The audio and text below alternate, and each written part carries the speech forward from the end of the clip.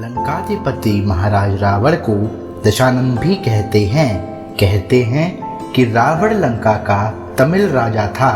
सभी ग्रंथों को छोड़कर वाल्मीकि द्वारा लिखित रामायण महाकाव्य में रावण का सबसे प्रामाणिक इतिहास मिलता है।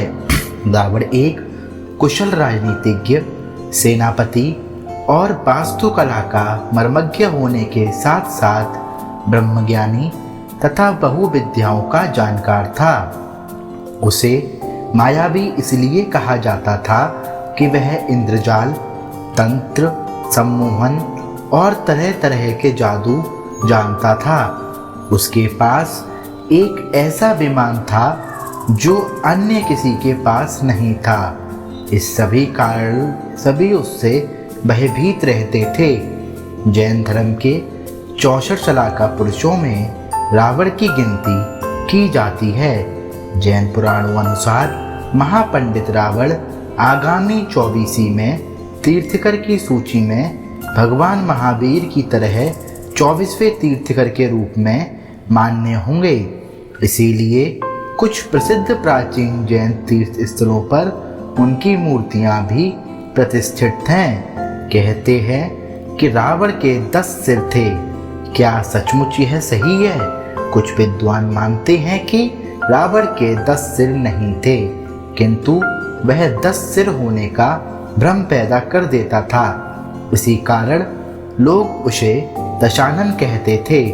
कुछ विद्वानों के अनुसार रावण 6 दर्शन और 4 वेदों का ज्ञाता था, इसीलिए उसे 10 कंठी भी कहा जाता था। 10 कंठी कहे जाने के कारण प्रचलन में उसके 10 सिर मान लिए गए। जैन शास्त्रों में उल्लेख है कि रावण के गले में बड़ी बड़ी गोलाकार 9 मणियां होती थीं। उक्त 9 मणियों में उसका सिर दिखाई देता था, जिसके कारण उसके 10 सिर होने का भ्रम होता था।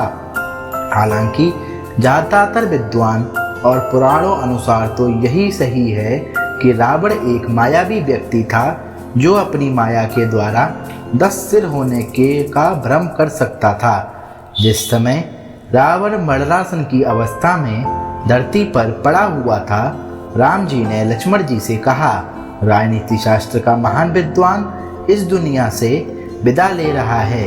तुम जाकर उस प्रकांड विद्वान से कुछ जीवन की शिक्षा ले लो। भैया की आज्ञा अनुसार लक्ष्मण जी रावण के सिर के पास जाकर खड़े हो गए। रावण ने लक्ष्मण से कुछ नहीं कहा। तब लक्ष्मण वापस भैया राम के पास चले आए। राम ने इसे देखकर कहा, लक्ष्मण, शिक्षा हमेशा गुरु के चरणों के पास ही बैठकर ली जाती है। यह सुनकर लक्ष्मण रावण के पैरों के पास जाकर बैठ गए। तब महाज्ञानी तथा प्रकांड विद्वान रावण ने लक्ष्मण जी को जीवन की 3 अमूल्य बातें बताईं। पहला उपदेश, रावण ने लक्ष्मण को सबसे पहली बात यह बताई कि शुभ कार्य को जितना जल्दी हो सके कर लेना चाहिए। उसके लिए कभी लंबा इंतजार नहीं करना चाहिए, वरना जीवन कब समाप्त हो जाए किसी को नहीं पता। क्योंकि रावण ने कई शुभ कार्यों को किसी कारणवश टाला था, जिसे वह कभी पूरा नहीं कर पाया, तथा अशुभ कार्य को जितना टाला जा सके उसे उतना टाल देना चाहिए। दूसरा उपदेश, रावण ने लक्ष्मण को दूसरा सबसे महत्वपूर्ण बात बताई कि शत्रु तथा रोग को कभी भी छोटा नहीं समझना चाहिए। छोटे से छोटा रोग भी प्राण घातक हो सकता है तथा छोटे से छोटा शत्रु भी सर्वनाश कर सकता है। रावण ने राम, लक्ष्मण और उनकी वानर सेना को तुच्छ समझा था और वही रावण के मृत्यु के कारण बने। और तीसरा उपदेश, रावण ने लक्ष्मण को तीसरी ज्ञान की बात यह बताई कि अपने जीवन से जुड़े राज को यथासंभव गुप्त ही रखना चाहिए। उसे किसी भी व्यक्ति को नहीं बतानी चाहिए, चाहे वह आपका सबसे प्रिय क्यों ना हो।